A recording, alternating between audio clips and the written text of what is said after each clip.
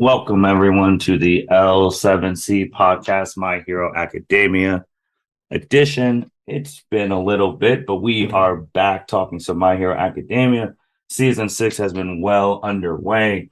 And for those who have listened to us when we were doing Season 5, we would come back after every 4 episodes, give quick recaps, our thoughts on them, and then what we would predict what would happen in the next couple of episodes. So we're going to be talking about season 6, episode 1, 2, 3, and 4 that just concluded this past Saturday. So we have the My Hero Academia enthusiast with us, Miss Andrea Alaniz. How are you doing today?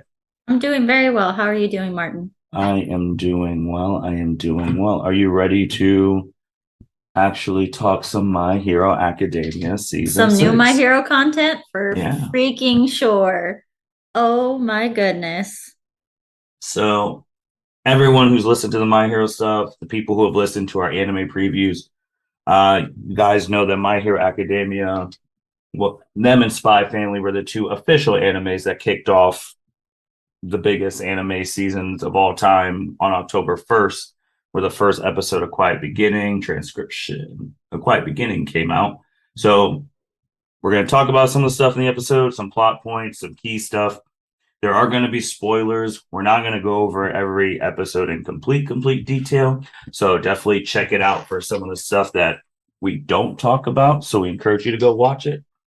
So And yeah, but even we for the stuff we do include, even if we hit most everything, it's visually still stunning and so impactful.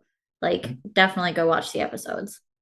all right. So let's talk about the first one, A Quiet Beginning. So Andrea, first episode, what were you thinking? What happened? Just go from there. We'll go from there.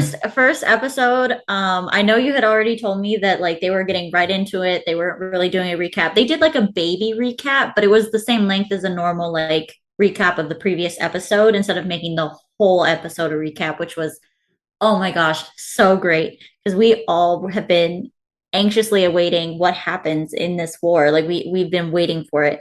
In the first episode, the war starts. Like it kicks off with a bang.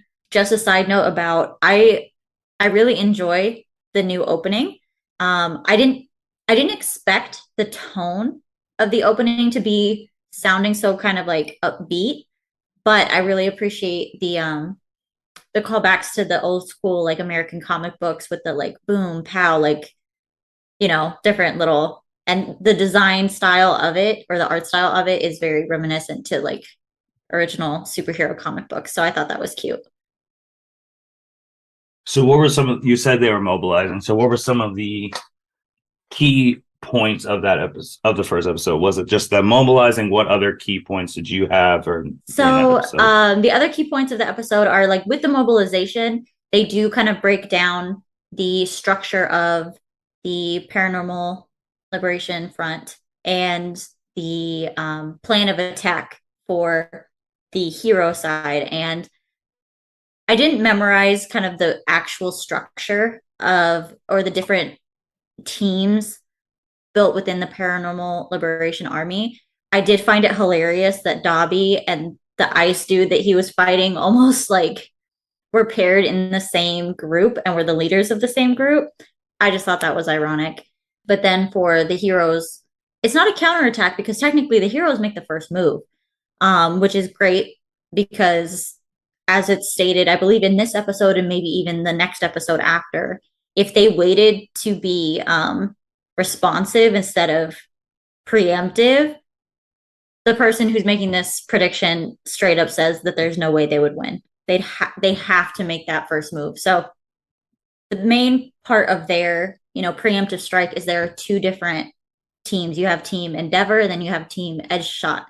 And I kind of forgot about Edge Shot. Like I know he's one of the top. He's number 3, isn't he? 6. 6. Okay, that's yeah. Um, I kind of forgot about him. I know they like, kind of reference him all the time. He was what's his face's favorite hero from the Heroes Rising movie, the one with the quirk that Nine was trying to steal. And getting to see Edge Shot's quirk in episode 2 was really, really, really freaking cool. Like I would not have expected a hero to use their quirk that way, but it makes sense. Anyway, that was a little jumping ahead. But Um, yeah, am I missing anything else? Like, I have particular highlights for this episode that just made me feel like super good. Like, I was actually two. I actually got them mixed up. hmm, Um, if this is the correct one, Shield is six, who's also in this stuff. mm-hmm. Headshot is four. Four. Okay, that makes sense. Because I didn't think he was three, but then I was like, well, maybe he was, leader of the team because Hawks is number two, and Hawks is not part of the front lines in any which way because he's doing reconnaissance. Number three's Um, dead. Well, to our knowledge, he's dead. that's true. That was something else in the opening. We see a lot of best genus. So Mhm. like obviously there's something there with that. Either we're gonna find out more about his death, or maybe he's not dead, or like something's going on with him beyond what we've been able to see.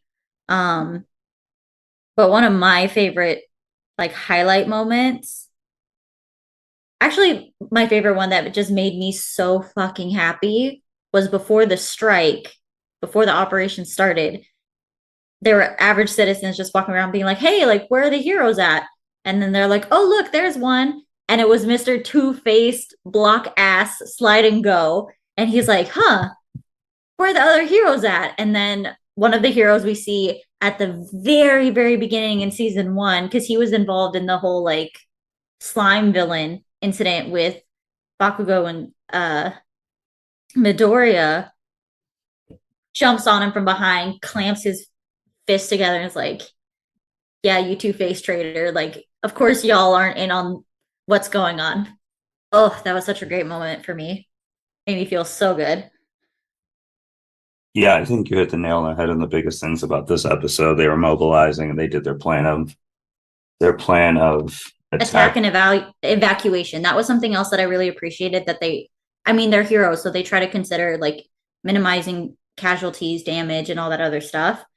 But to have, and I just honestly, for the third time, binge watched all four of those episodes right before we hopped on. And it took me a little while to realize that and I know I'm getting ahead of myself, but in the main these four episodes, our future big three are really not super prominent. All three of them are helping with evacuation. Yeah, so obviously for the people listening, Midoriya, Shoto, and Bakugo, as Andrew saying, the new big three are not. They haven't been presence. Their presence haven't been felt yet. Obviously, that'll be later on because this season is 25 episodes. Right? So they will be later on. And it's just the way that they built the teams. Those three were actually not in the front lines. Like Andrea said, the teams weren't made based off of who were the strongest. It was based off of need, abilities, and all of that. Because obviously, if they wanted their strongest students just charging in, those three would be right in the front. So, Right, for but sure. And they will all that's, come soon. It will be coming. yeah. I just Uh, appreciate that they kind of are, cooling their heels a little bit. It was again funny.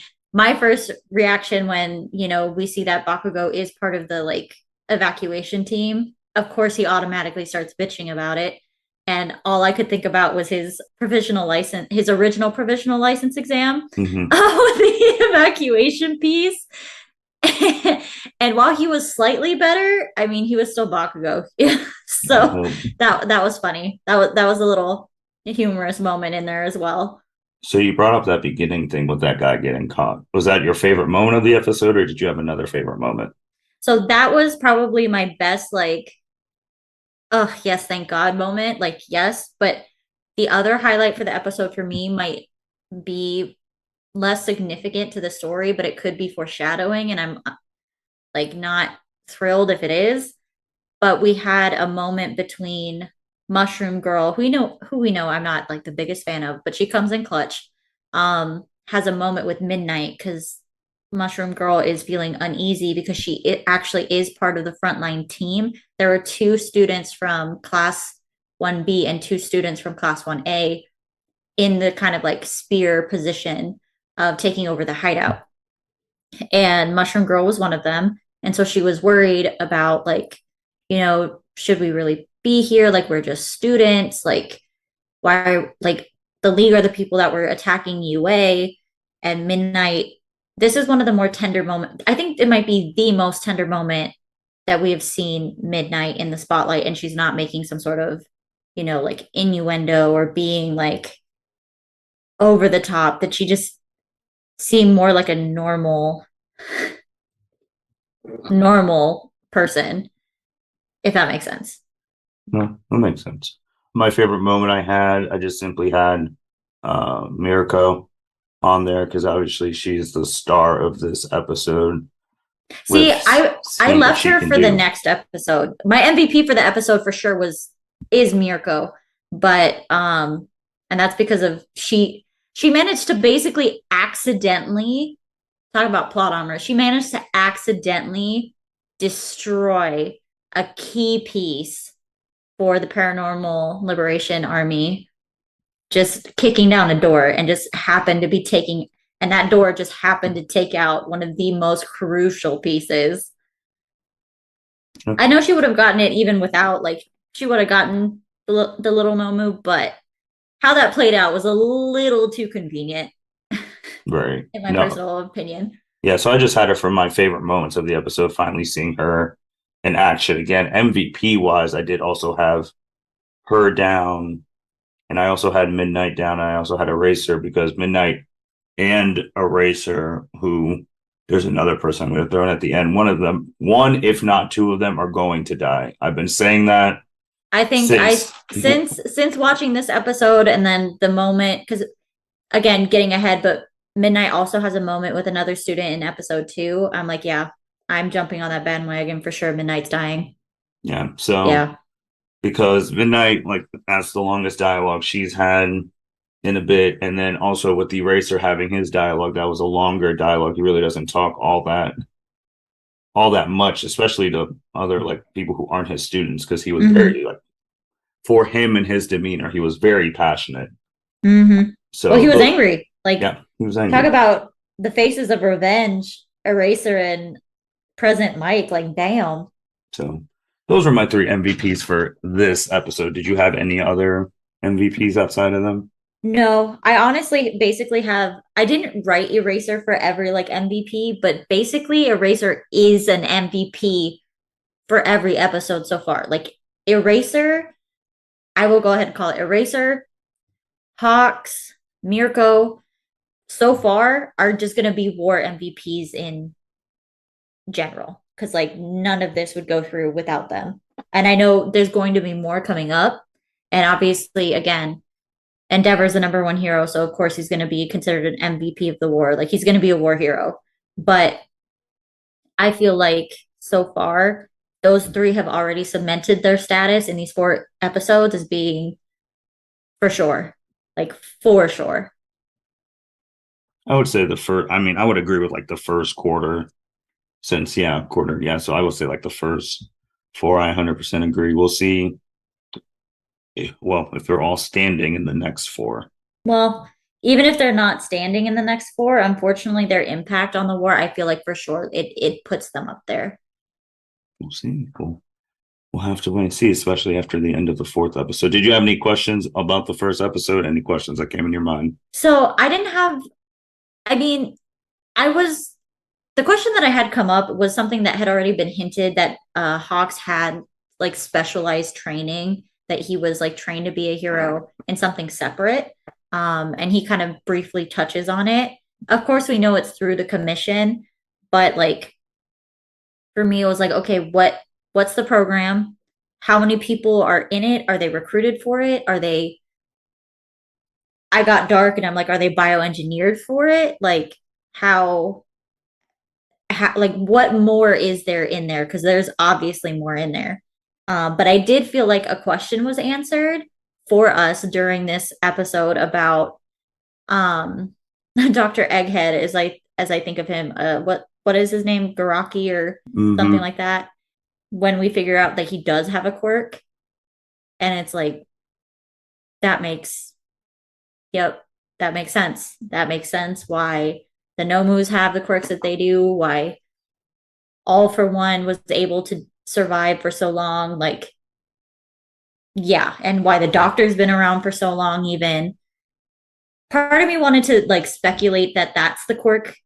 Like if you buy into the whole that he stole a quirk from Midoriya, that was the quirk he stole from Midoriya, but I don't think so because I get the feeling that he had that quirk long before he met Midoriya. It's funny too because with him, I didn't even write his quirk thing until this past episode because the biggest thing I took away from him on that very like first episode was his image in the public eye, renowned Mm-hmm. doctor, like all of his normal workers revere him like a normal They thing. stepped in front of President Mike to protect Mm-hmm. him. Like, hey, like don't hit him, don't use violence or whatever the translation was. It was like, what? Like we obviously know as the viewers like what's going on, but still like you got to be pretty bold to get between a hero and somebody they're like roughing up because the assumption is that the hero should be in the right and the person they're roughing up did something wrong Yeah. or is a villain. So that was So, interesting. so that was my thing with him. But I had a whole, actually, had a whole list of questions from this first episode. Like my first question was, so who finally told him about the army? I feel like that meeting should have been shown like in season 4. I wanted to see the heroes' reactions, knowing that some of their co-workers have been working underneath their noses this entire Oh, time to right. overthrow them. So those questions were super big. And then from which we talked about with Eraser, and the people, everyone fighting, I was like, so, okay, who's watching? I'm going to go ahead and say, who's watching the strongest in terms of power and quirk? Who's watching Aerie right now? Right. If she goes crazy, and Right. then like general questions, are the UA classes canceled because everyone's fighting? But is everyone fighting at UA? Like, where's the principal at? That's And true. We haven't seen Principal Nezu. That's fair. then the biggest thing to go on to my other theory when we did the Where are the other preview. classes too? We've only seen class 1A, class 1B, and one person from Mm-hmm. uh what is it? The General senior class. studies We of senior yeah, class, yeah, the big yeah. three. So those are some of my questions. My last one was to go to my other theory. The closing song shows Deku running away from his classmates, running past them and leaving the scarf. Does that signify my other thing that he's leaving after this arc? Yeah. Yeah. And the scarf, like, I just feel is a big tell for like a divergence in where he's been so far, but also it's a very reminiscent symbol of a particular villain that a lot of people felt like wasn't necessarily wrong. Mm-hmm. So yeah. I and then obviously he gets brought up later on in episode 4, but we'll get there. Yep. So episode 2 was Mirko, the number 5 hero. Andrew, what's going on, the key stuff in this episode? Mirko's going the fuck off. That's what's going on in this episode. So she basically made it past a shit ton of high level Nomus by herself, turning herself basically into a Beyblade, like the way it was animated. That was my first thought. It was like, oh, that's she's a Beyblade. She's a spinning top right there. Amazing. Crashes the laboratory, finds the real doctor, and of course he's shitting his pants. Like that's my other thing about him is like you are so fucking pathetic. Like you are just oh my god, he irritates me. He really does. But so she's going off. He lets loose some even higher level nomus in the sense that they have critical thinking skills and they have like a higher activation point where they have I guess maybe stronger quirks or better control over the quirks. I'm not sure exactly what it comes to the quirks, if that's an impact or if it's just the critical thinking piece. And she's holding her own completely by herself when Endeavor, with a normal high level Nomu, was struggling and almost died. She took on, how many was she fighting? 4? Yeah, she fought a good Fighting amount. 4. And like, not only managed to stay alive, she like, oh my gosh, she was kicking such ass. It was amazing. And then when she got hurt and didn't even flinch, it was amazing. It was amazing. She, for sure, MVP of the episode. That's why this episode's named after her. She deserves all of the credit. Um, the other piece, the second half of the episode, is going back to Team Edge Shot, who is trying to raid the Paranormal Liberation Army's hideout during like a scheduled meeting. So that's where, so the two Class 1A students in that like spear position in the front line with their wide range attacks are Tokoyami and Denki. And then we also have the Class 1B, we have Miss Mushroom. And I keep forgetting his name, but the guy that's able to like make the floor turn into mud. Like, Oh, the teacher. no. That's the Mentos. That's concrete. The student, the one that can like make the floor, the ground like soft and melt and then make it hard again, and so you're trapped. Gotcha. That guy, was it a sludge man? I can't remember his name. I can't, but he was trouble when it came to the Class 1A versus Class 1B trainings. Mm-hmm. So they're making their move. And I feel like also, again, Eraser for me is basically an MVP in every single episode because he's erasing the regenerative abilities of the Nomus so that way they can be killed and minimize the loss or defeat of other heroes in the process. But last second, Mr. Denki Kaminari came in super clutch. Super clutch. Like that was, I know it's Mirko's episode 100%, but I feel like he is also should be named as an MVP. What was your favorite moment of the episode? So I already said a couple of the ones that I really, Mirko not flinching when her arm got spliced, essentially. Yeah, her arm's done. That was insane. Insane.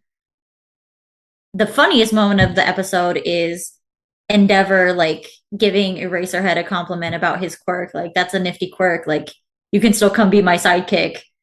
Like, and Eraser's like, nah, I got some snot-nosed students to deal with. It's like very Eraserhead fashion. It's one of those things where you're able to like get a little bit of humor and breathe. But and this is again because I'm a big sucker for romantic plot lines. But the ship confirmation was so cute in this episode. I don't know if you want to say who it is. Like, I don't mind not saying who it is, but it was just so cute. Because after Midnight has her moment with Denki kind of helping him, I don't want to say find his courage because he's a hero. So he's always been willing to put himself out there. But being in this like actual battle situation, he was freaking out. So she had another touching moment with him, and the ship was confirmed. The feelings were confirmed. It was so freaking cute. And then he just speeds past most of the people in front of him. I didn't realize he could move like that, number one. Number two, the amount of voltage that he was lightning rodding using his body was insane. And the way they animated it to make him look so in control and like powerful was great. I also thought it was hilarious that the Paranormal Liberation Army's like electricity user essentially needed to pull electricity from somewhere else to use it because he had to basically like taser himself and then would amplify the voltage. Whereas Denki's quirk electrification, this is where it gets, into the differentiation between quirks of like that guy's, yes, it can be applied towards electricity and that's how he chooses to do it, but it amplifies it. He doesn't create it. He couldn't just hold on to people's cell phone chargers between his teeth and charge their phones like Denki. Like they just function very differently. And that guy thought he was such hot shit. He was like hands in the pockets, walking up real slow, smoking his cigarette, made the little butt of his cigarette like spark up, and he's like basically like hold my beer. And then Denki handles all of that shit, and he's just like, no way. And it's like, fuck off. You are not the only person who can use electricity. Like, what? Like, come on. Like, so that was fucking great. Chef's kiss, fucking great. I didn't have any questions actually from this episode, but what about you? So just going back, we favorite moment was mine was Denki at the end because he's someone who hasn't gotten that type of spotlight in class 1A. Him having confidence, and I mean I'll say it because I wrote him down anyway, with Denki and Jiro Jiro. now being Yeah. like confirmed, which I mean that was one of the It was one of the more obvious ones. Like it was just there. Like everybody could kind of well, see it. all of them have been obvious, but this is the first one that's actually been like confirmed, and we're like almost what 100 plus episodes, 3 movies, Yeah, season 6. Shit, we don't know what happens. One of them might not make it out. that's true. So That's very for true. it to actually be In that confirmed, moment that he like fully like if he didn't realize it before, like he fully accepted it in that moment. yeah. Because And it's essentially both what Midnight, ways. It's yeah. both ways. This is the first one that it's both ways Yeah, because with Shoto and Momo, it's all Momo's side. Shoto hasn't acknowledged it. Like Midoriya hasn't acknowledged the stuff with Uraraka. Like it's all they're all one sided. This was the first time where it was yeah. Because we reciprocal could both see her ways. like mentioning like she was overly worried about Denki, even though Tokoyami was out there. And part of that could be that she feels like Tokoyami's more like battle ready or experienced. But the way it comes across is that she's just more generally worried about Kaminari being able to handle the task he's been given and being able to come back. And so for Midnight to be like, hey, if it's hard for you to picture or like really feel passionate about protecting someone somewhere, picture yourself protecting, the person or the people or the thing most important to you. And he takes that moment to be the thing most important to me or the person most important to me. And then we see Jiro and it's Yeah. like, yes. Oh my God. I audibly like yelled when I saw that. I was just like so excited, so happy. But you're right. One of them, or both of them, honestly, this could be a Ramus and Tonks situation from Harry Potter where they both die. Yeah. Like It's that would be potentially. terrible, but technically it could happen. And the only question I had from this episode, because when I do the notes, I do them in live time, so I don't Mm-hmm. go back. So obviously, the only thing I wrote again was at this time when this episode came out, it was like midnight again, which we've already talked about having 2 things. That was my one thing. I was like, oh, it's really about to, It's yeah, gonna happen. she's gonna die. So If she that gets an episode titled after her, she's dead. potential, yeah, but just because she's never had one before. I mean, Mirko just had one, and then 2 episodes later, she's not looking too good either. And depending Right. on what How you someone does interpret. when he destroying the hospital since he's awake, there's a lot of people there who might not make it to the final fight. Right. Right. So next episode was One Justice. It's the third episode, and before we actually talk about this You're episode, right. I was trying to really think, and I was really trying to go back.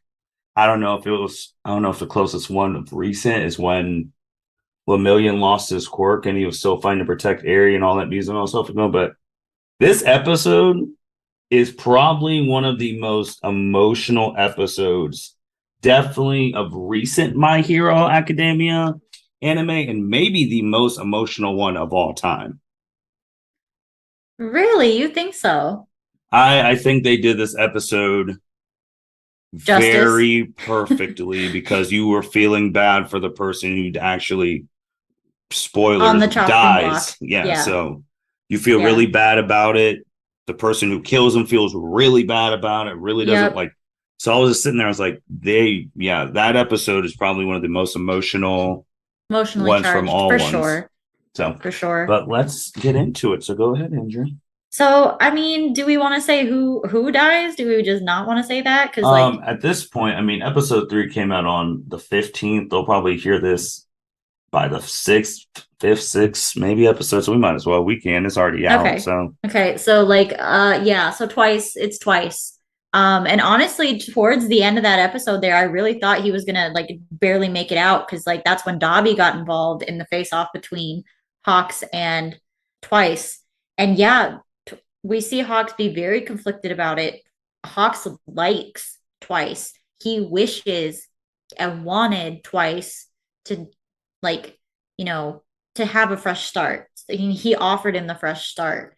And I mean, it was just really sad to see.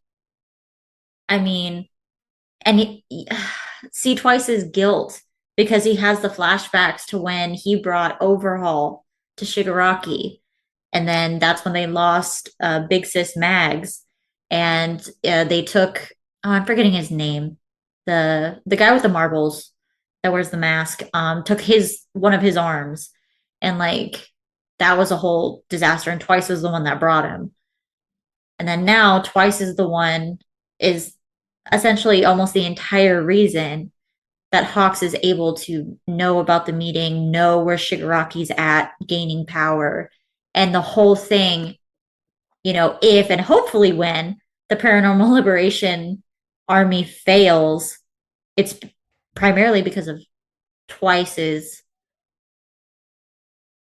misjudgment. Of course, we're thankful for his misjudgment because we're on the hero side, but we do see that emotional like turmoil and guilt, and he was more than willing to sacrifice himself to get Hawks because Hawks is threatening everyone he holds dear. Particularly, he references Toga, which that goodbye was very touching. I was actually kind of surprised that I didn't cry because this is a very emotionally charged episode and I am a crier. But I think for me, part of the reason that I didn't is because, I mean, once we saw his quirk evolve, that he basically is a one-man army, he had to go. There was no way. And that's even because I liked him as a character. I wish he would have been a good guy or would have been able to start over. And so, yeah. So this episode is, which I honestly think it's the best episode out of the 4. Obviously Hmm. because of the emotional reasons, but there's a lot of things that have never been said in watching of My Hero of season 6. One of the biggest things was Hawks when he was just like, you get to a point if the good person doesn't want to, the hero doesn't want to give up, the villain doesn't give up, you got to kill him. That's the Right. first time in Yeah. all of My Hero that you've heard a hero say, I "You're not gotta gonna kill give, I'm you. gonna kill you." Like Yeah. that's and this is That season was in one 6. of my questions. I was like, okay, so with Hawks killing twice, like, can he be a hero anymore? Like, is this a wartime exception? Is like what happens with this? What happens from here if Hawks makes it out alive? Because this is a war, and he was loyal to the heroes, but now, and of course, any hero is the enemy of the Paranormal Liberation Army, but they were double. Yeah, Yeah. So so he might not make it out of this, and that I think goes more into no, that does happen all in episode 3, but like, damn, and the pairing, the matchup, because in the next episode we see Tokoyami kind of reflecting on Hawks as his mentor. In general, goes over how like well-rounded he is, how he's able to do all of these things, and he flat out asked him, like, "Hey, what are you weak against?" And Hawks was like, "Easy, fire." And so, who's he up against with already half burnt off wings?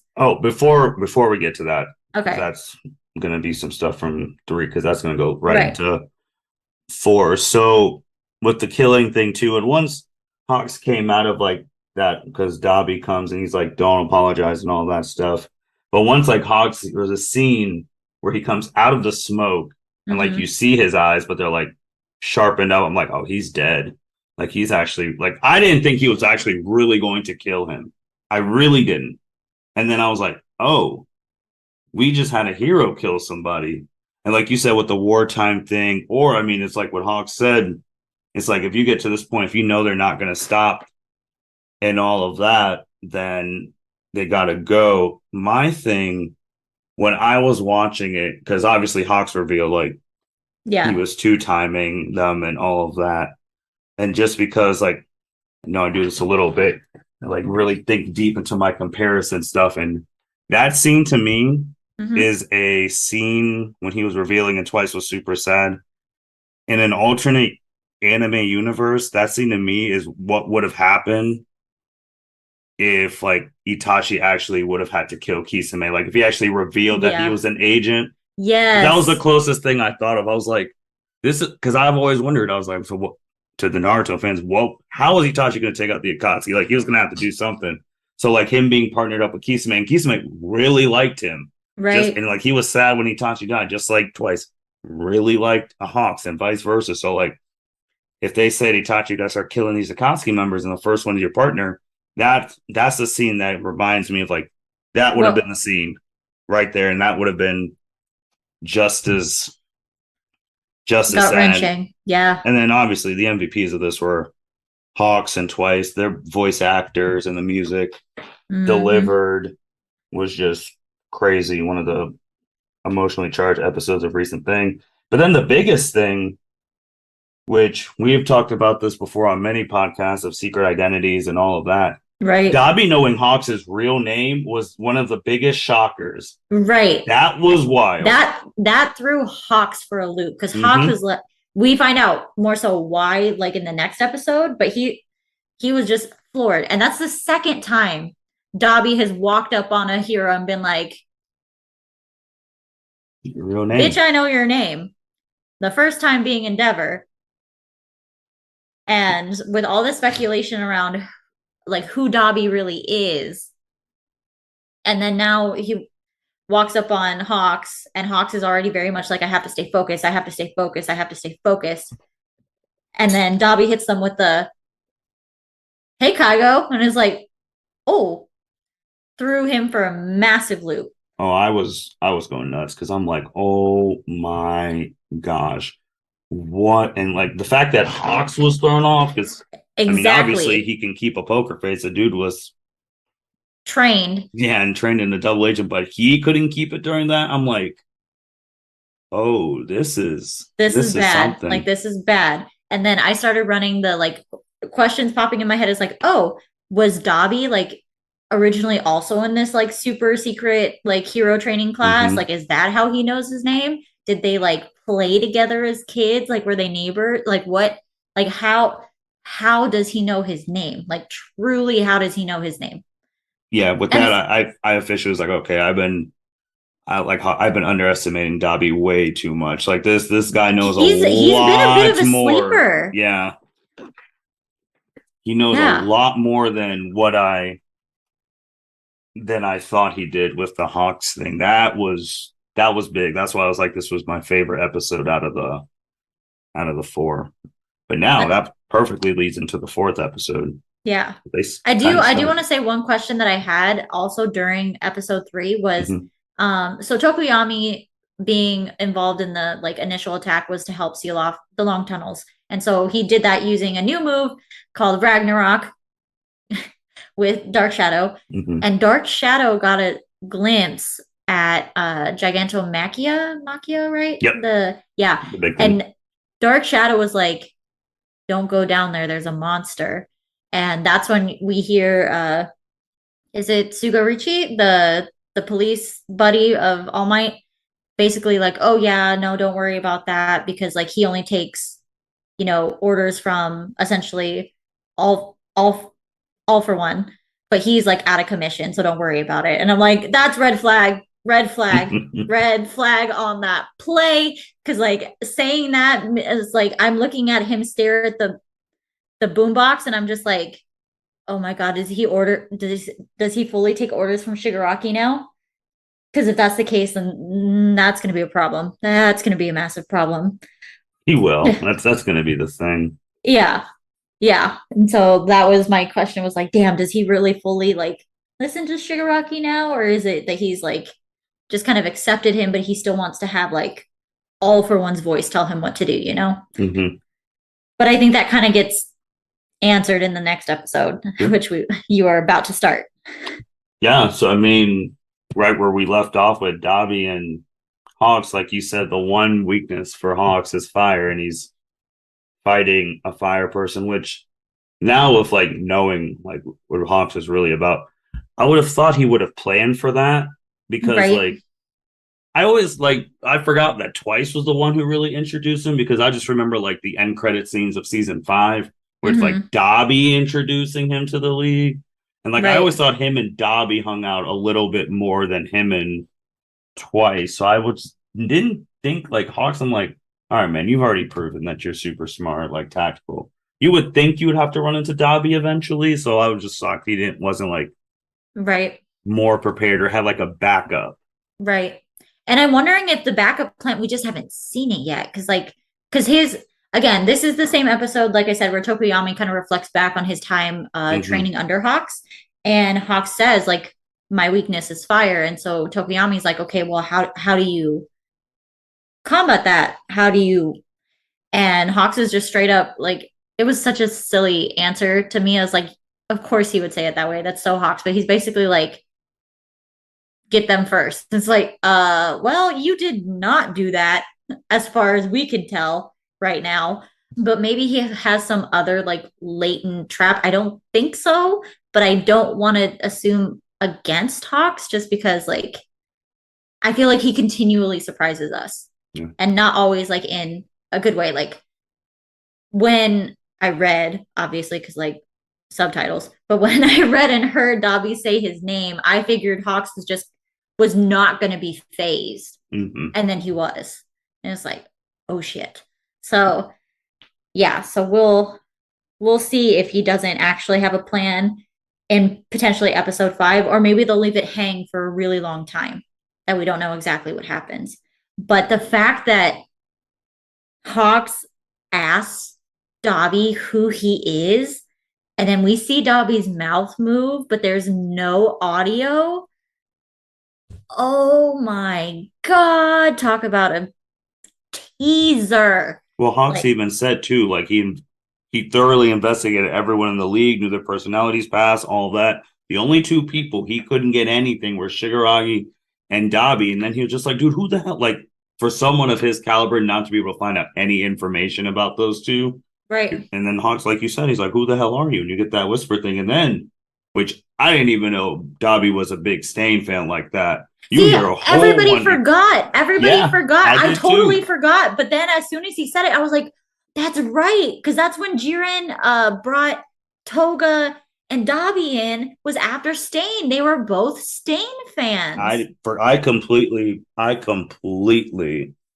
forgot like he was that big a fan. Like he's just like, man, I don't really care. I'm just using the league to promote Carry Stain's out thing, Stain's will, right. And which that's why, like, that's when he said that, I was like, oh fuck, that's right. Because Toga at one point also was like, hey, this doesn't seem like what Mr. Staney would do or would want, whatever. And that's when Shigaraki's like, fuck Stain, whatever. I actually found it kind of hard that Shigaraki never ascribed to that ideology, but they still stuck with him. But whatever. Yeah, I had forgotten too. I completely forgot. Um, yeah, that but was that was I, wild. yes, and I will say, the moment because basically we know Twice is dead, Mm-hmm. and Dobby like lights Hawks up. I did find it odd that his first light up is only on his back. He didn't bother to like burn him anywhere else. It's only on his wings. And it's like, okay, is he trying to torture him? Is he going to try to make an example out of him by essentially taking away his quirk, his use of his quirk? Um, but when Hawks looks up at Dobby and Dobby's like, saying like, you killed him, you're not a real hero. Like, I don't know if Dobby uses the word friend, but basically is like, you killed somebody, not necessarily important to me, but you killed somebody and I am upset about it. and Hawks looks at him, and the face that Dobby's making, there are no tears, but it's a very extreme face. And Hawks's comment is that the face of somebody who's upset that their friend just died? And Dobby was just like, you can't say that to me. That's the fact that he said that, like, how mean was kind of like, it was weird, but it reminded me because his next comment was that he burned his tear ducts. So like it's Mm-hmm. confirmed that he physically cannot cry.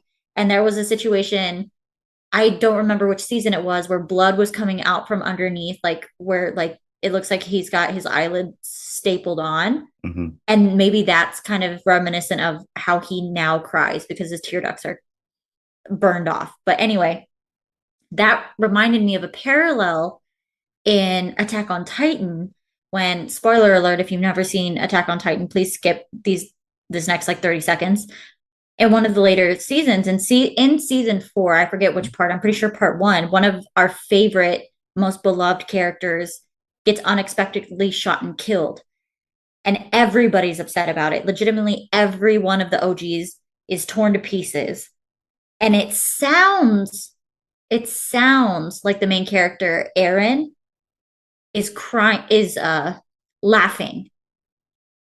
But in reality, how he processes pain usually comes off as a scream or a yell or like a painful laugh. And I mean, Eren in that scene does get, I think, kicked or punched. I don't remember which and by who, but it's kind of that not everybody expresses said pain in the same way.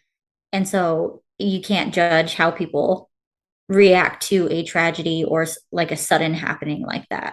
Um, which is another real life kind of like parallel. Of course, is it strange that somebody would laugh when a friend of theirs dies, or like even if their pain sounds that way, like whatever. But I thought that was the parallel that I thought of in this episode. No. So then that's basically half the episode. Then you go to them fighting again these nomus, who these high end ones, these are just utterly ridiculous Yeah. on how like I'm just really sitting back and thinking that even if I don't know however long the advance they got, like they stand no chance.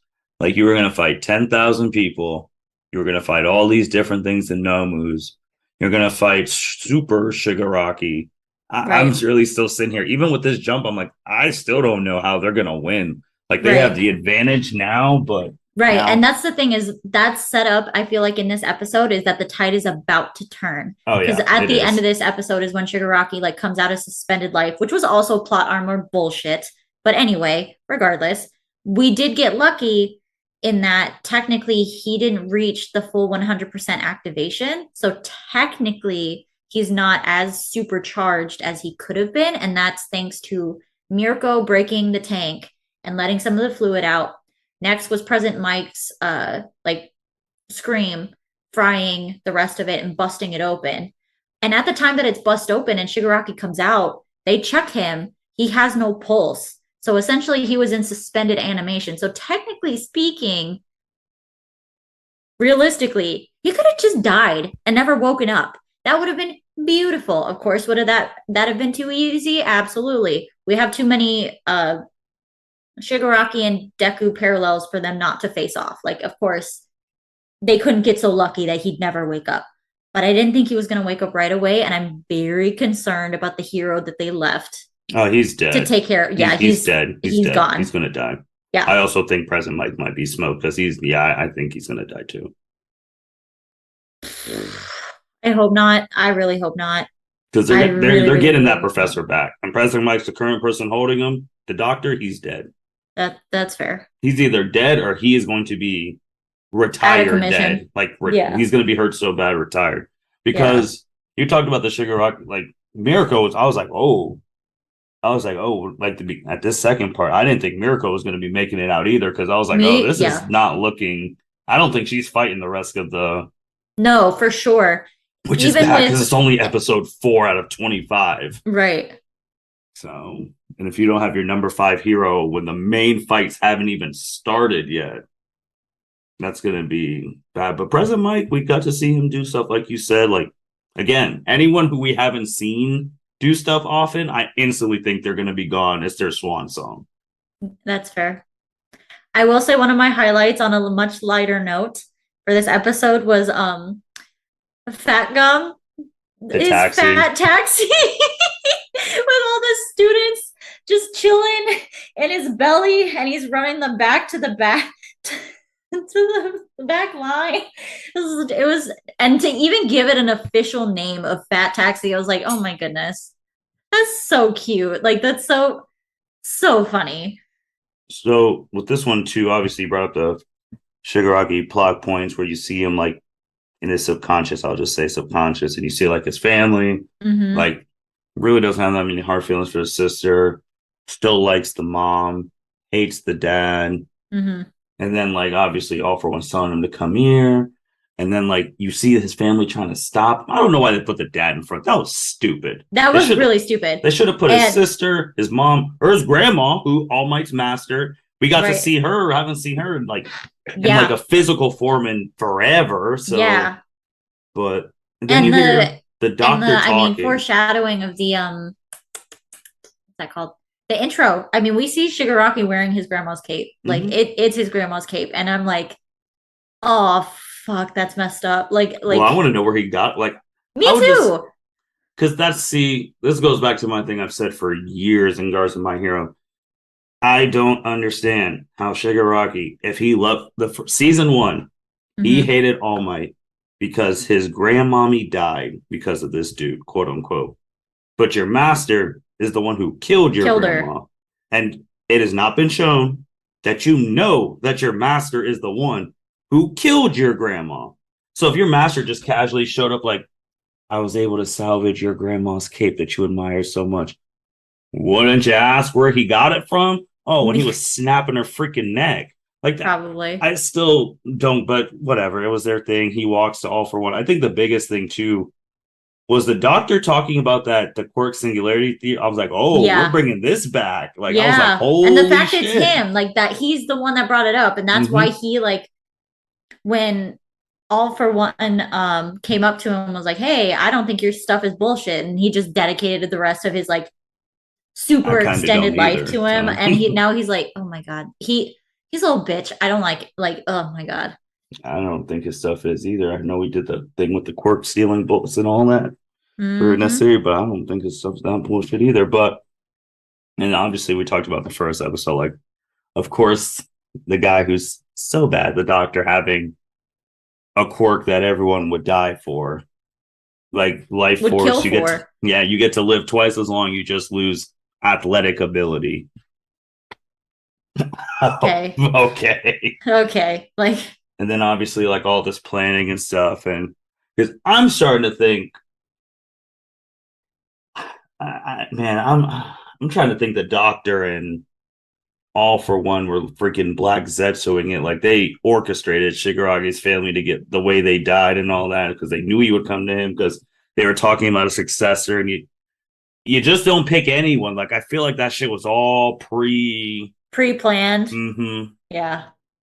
And then obviously, I mean, the end up. I mean, Shigaragi's waking up, and then we'll go. That goes into episode 5, which is called "The Thrill of Destruction," October 29th, and it's gonna get bad. It's gonna go wild. It's gonna get Because, fucking wild. because he got a power up when he obviously was fighting Redestro, and Mm-hmm. now he's going to be let's just 75% times or whatever stronger than what he was then. And if he has all this shit that they were talking about, that from All for One and all that Right. That stuff, now he has the original All for One quirk, yeah, which is that's why I feel like since he now has the original All for One quirk, Gigantomachia will for sure will mm-hmm. not take orders from All for One anymore. He will take them from Shigaraki directly. Which is that's why I feel like this is so premeditated because like someone as smart and dangerous and cunning as All for One making all of these plans and then giving Shigaragi the original quirk, you obviously you think he's going to be completely loyal to your ideas and stuff, but it Right. could be the typical villain. I'm stronger than you now, yada yada. I don't have to listen to you. Oh, like I pull a feel like there's Sasuke a with plan. Orochimaru. Yeah. I feel like he wouldn't do that unless he knew something like that would happen and there's a whole plan. Yeah. Speaking of plan, there was another question since everyone is magically out here fighting and all that. What security team was left to watch All for One? I was thinking about that too. I was like, how is Tartarus doing? Like, I feel like he's going to break out like episode 12. probably. That'd be bad. That'd be. It'd be terrible. But it's gonna happen. You know it's gonna happen. And then, and also a big point where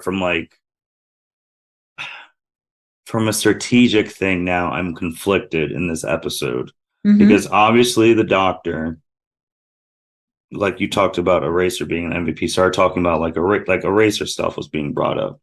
And obviously the Nomus were talking about like we can't do stuff because of Eraser's quirk. Right. I'm getting nervous that what if they capture Eraser and his quirk gets like In the wrong transferred into hands. All for One? Right. I truly do not know without dropping the atomic nuke how you would beat an All for One with all those quirks and the ability to erase your quirk. That's why I was sitting there. I was like, oh, I don't know if I want to erase her because if he gets kidnapped and they take his shit, that's bad. Right. And I feel like they would have to, what I mean, my thought is like, okay, Eraser's probably aware of this and everybody else is, and he's probably got like a cyanide pill on one of his teeth. Number one. Number two, there has to be a secondary something to just incinerate his body because obviously him being dead does not prevent that doctor Mm-hmm. from extracting the quirk. Like Yeah, he's he too needs good. to He's too good a be doctor. gone. Yeah. His nothing can remain. So Is that the way he goes out in this season? He's like, I'd rather die than let my quirk like hurt my students. fuck. That would be, oh my That's God. super eraser. That's on That is, cue. that is super eraser. I feel like, oh my God. I hope that isn't it. I really hope that isn't it. But as we're watching the episodes, because Eraser, like I said, basically I've jotted down as an MVP for every single motherfucking episode. Mm-hmm. Um, I probably shouldn't swear so much. Anyway, It's okay. I um, mean, you swear a certain amount of numbers, we just put numbers times we just put the explicit things, so it's okay. okay. Well, my bad, guys. Anyway, um, because he is so central to like Team Endeavor, I'm starting to get very nervous. He's going to be, if he's not killed, incapacitated very, very, very, very, very soon. And he is so central. Like they need him. And I also am just like, how rare is this type of quirk that they can't find anyone else for him as a backup? And this is Ooh, when I wish that the heroes also had access to like the duplication stuff. So like they could duplicate his quirk and like with his permission, like give it to somebody else. Like, just think about it from this end too, from another Naruto comparison. When Kabuto stole Yamato to you because he's the only person with the first Hokage's right? things to do this.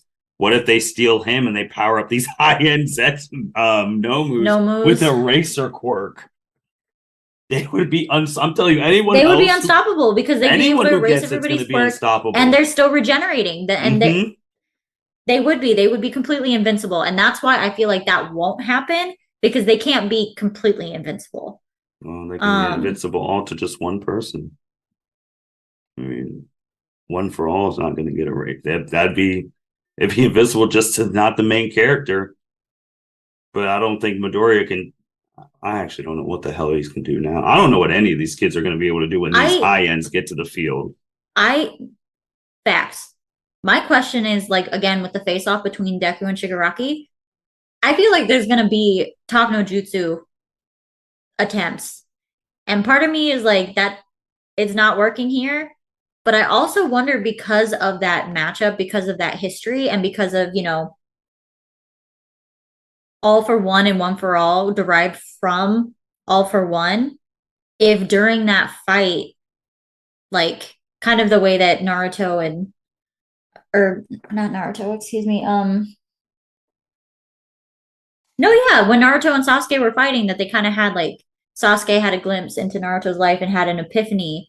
I wonder if there's going to be some situation like that where Shigaraki sees his grandmother in during that fight in Midoriya, or like she comes out something, and he finally like the talk no jutsu finally fucking works. I feel like that's the only thing that makes sense to me I have a for it to come to a complete close. opposite. But I have a complete really, opposite. okay. Yep. Complete opposite. Because now I'm gonna go back to the OG anime of this. I think it's gonna be a Gohan Cell moment. Mm, I think Shigaraki is going to kill a racer or one of these people right in front of Midoriya, and it mm-hmm. is going to snap. Like all like it's going to be the first time he's like, I gotta kill him, and then like because especially if it's a racer, he's gonna want to kill him. Like I think if it's any of those people that he messes with, he's gonna kill him, and then like all the quirks are gonna like start activating inside of him because only Black Mm-hmm. Whip's activated. Midoriya is gonna be due for another power up to match Shigaraki, and that's gonna be Yeah. the snap. And like he's just gonna be like, I don't care. We're gonna We have breaking to, necks. We breaking yeah. necks out here. Or you could, I mean, it depends on how badly they want to win. Because if they're talking about the overhaul thing, they can be like, well, we do have the secret weapon. If Ares on Midoriya, he can go 100%. Like Yeah, they're but they're not like going to let a child go on into a battle zone. technically they're anyone under 18 is a child and they're That fighting. that's valid, but you know what I meant. That she's like an elementary school age child without a provisional license and without any sort of combat training. Well, if it doesn't mean the end of the world, we're killing people now, so everything, all conventional stuff is off. That's true. Like if it means the end of the planet, then because I do think Aerie is actually going to have a say in this season, one way or the Really? other. I Mhm. figured she was just gonna stay at school. She's And I doing figured, something because my biggest thing is out of these 4 episodes, we haven't even seen a glimpse of what the hell is All Might doing. yeah, seriously. He's not even in the police thing. So I'm sitting there, I was like, is there a secret plan? Like, is he watching something? Like, he hasn't even given, like, obviously in the third movie, almost a similar type opening. They're having a meeting, all that stuff. Like, oh, there's nukes. All Might's giving that rah rah speech to everyone. We haven't had a rah rah speech from him. And I'm wondering where he's at. Maybe he's the one who's watching Aerie because someone has to, because she's a ticking, like, time bomb. Yeah. And obviously the one person who could calm her, that's how I know everything is off. Because a racer wouldn't be fighting this because he's the only one who could calm Aerie down, and he's on the front lines knowing like if we there's not gonna be a Aerie to calm down if we don't win. So that's why I was like, oh, all bets are off. But now Deku's gonna snap because Yeah. he hasn't had it yet where he sees someone die right in front of him. Like, it's gonna happen. It's it's gonna be someone he likes, and then he's gonna snap, and then he's gonna be like, I gotta kill Shigaragi now. Hence why I think of the leaving thing, because he's like, I have to reevaluate because now it's like I'm supposed to be a hero. I let someone die just because I don't. Obviously, Shigaragi's not gonna die this season. He's gonna get away somehow, and that was my fault. I need to leave, and I. The only way I could be a hero and fulfill what All Might said because he said you're next, and Mm-hmm. that's getting rid of all for one, once and for all, by any means, which means I Mm-hmm. have to kill him, which means it goes against all the things I thought of. Because I mean, All Might was trying to kill all for one, so it's not like so. That's what I think is gonna happen. I think they're gonna get past talking. Maybe My Hero Academia season 9 when it's the series finale if they're still going, but he's gonna have to kill him Yeah. because he can't let him be that strong. If he starts killing all these other people, like Shigaragi is going to kill people in this next episode, and Yep. I mean the title of the next episode is what? Just the thrill of destruction or destruction. yeah. Yeah. And Garaki literally like when he was waking up or like mentioning that his quirk had bloomed after Mm-hmm. fighting Gigantomachia and Redestro, whatever, was like, you are now the like actual embodiment of destruction. It was like, yikes. And I mean, the doctor, as much as he's a hmm little bitch, It reminds me of the he Doctor from Captain America. Yes. That little was working with the Red Skull. That's who he reminds me Yes. of, besides Yes. Egghead. 100%. Oh my God. Yes. The little freaking snake. But anyway, he said it right that Shigaraki, like, he can now just destroy, make something no longer exist, Hmm. ashes to ashes, dust to dust in an instant. If he's touching something that they are touching, Yep. he is always touching the ground. So Hmm. within a certain radius, and they'll have to figure that out by trial and error, how far away people need to be from him. And at that point, and that's where I feel like his grandmother's quirk is gonna come and kick in, is that, I mean, because her quirk was it float or Yeah, flight? basically Um, flying. Yeah. so obviously if Midoriya is not touching the ground or anything around Shigaraki, then he can, yeah. And he would have to use Air Force because technically if he kicks Shigaraki, then he is touching him. And Deku could probably just disintegrate from there. We're gonna see. He's gonna get some sort of plot main character power up. It's just, is it gonna be enough? And will it not just be the power of friendship? Nah, I don't. I think not a war. I mean, nah, I mean, no. This is a war, man. There ain't no time for stupid Someone, questions. someone's gonna. There's gonna be afterthoughts. But Andrea, anything else on these first four? Wow. Just like, oh, wow. It's been good to have them, new episodes every week. It's exciting to see what happens next, just like any anime ever, but like because we are in the middle of a war, and I will admit during Shippuden, during the war, the fourth Great Shinobi War, I basically watched that in sections. So I was not going week by week by week. So that level of anticipation or like anxiety wasn't there. So like this is probably my first proper war arc in that every week. If we didn't have y'all, if I didn't have this podcast and talk about my hero on a regular basis, I probably would wait until like halfway through the season to binge watch the first half and then wait until the very end, or maybe wait until the whole season came out and binge it all at once because like whew, that anxiety's been tough. I hear you. But I do it for y'all, and I do it because I enjoy speaking about it. But it's so far, it's amazing, but I am waiting for that shoe to drop because we are at one death so far Yep. in this war. And it was a death we did not anticipate. No, because I didn't. Okay, I figured. I knew Twice needed to be put down. He is a one man army. He needed down. I just did not think they'd be able to take him out before he had an impact, I which didn't is think they'd great. kill him. Which is I thought great. your guy was going to do it. I thought they were just going to freeze him. Hmm? I didn't think they were going to kill him. I agree with you. I just never thought I would actually see a hero kill someone in this show. That wasn't All for One. Right. That's true. That's They fair. didn't even kill Overhaul. They didn't like. He just got his arms chopped off. All for One. It's been a But mass that wasn't even murderer. the hero's doing. That was Shigaraki was like, nah, bitch, you can't be taking away people's quirks and using your own. Like, nah, I'm taking that. And so All he for One is a disintegrated his arm. mass murderer for centuries, and he's still alive.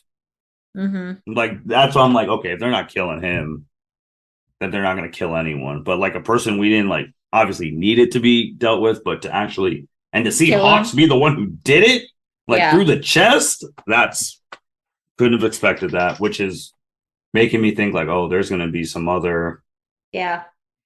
And part of the reason I brought that up is it is a death. It is the first death of the war. And while he is like he was a sentimental favorite, like a lot of people Mm-hmm. really identified with him, even though he was a villain.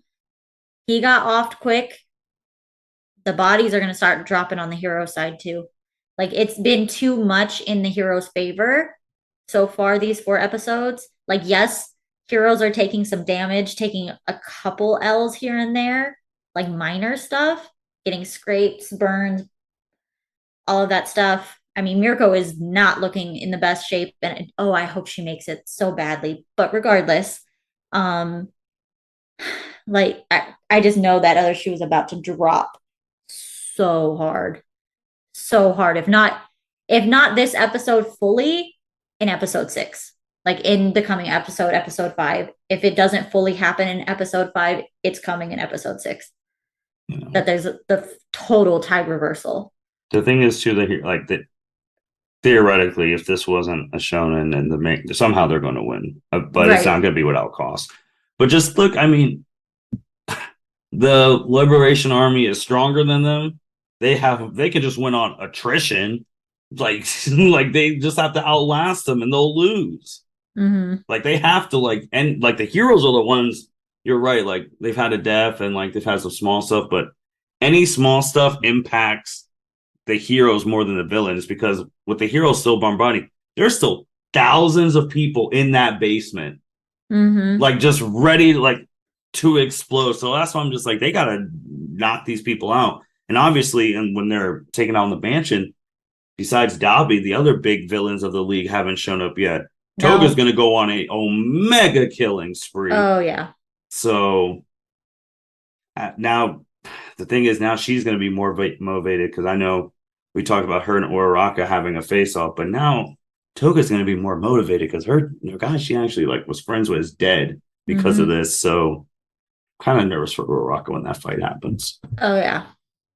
I know she won't die because she's the main heroine and fate will have her and Midoriya together in the end, but psychologically and physically, it's going to be rough. Yeah.